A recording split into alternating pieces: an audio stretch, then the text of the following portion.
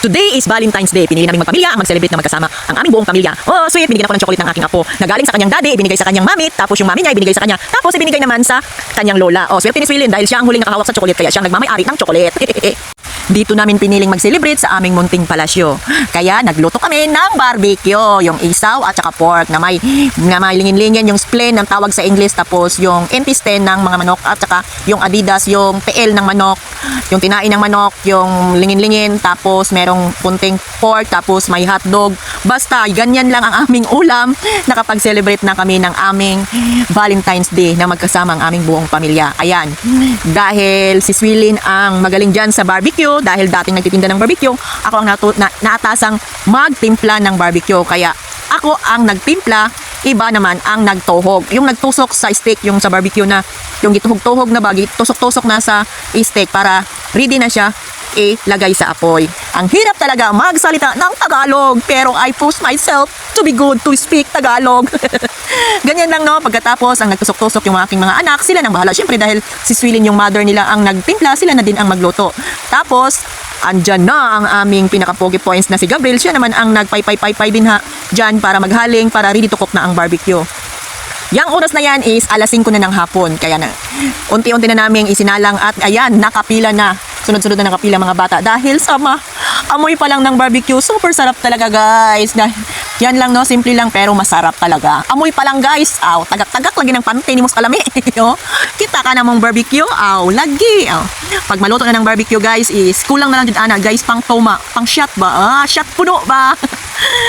Ayan, ready na yung mga bata, nakapila na sila, nanood na sila sa kung paano lutuin ang barbecue. Tapos hanggang sa malapit nang dumilim ang paligid, dahan-dahan at unti-unti na namin niluto-luto ang barbecue hanggang maubos lahat ang barbecue pag naluto na. Para ready na ang kainan namin. Kaso, bawat salang, bawat luto is kinakain naman ng mga bata. Kaya hindi na natigom ba ang mga luto. Kaya gikaon naman nila, mauna karon. Nasa ng barbecue.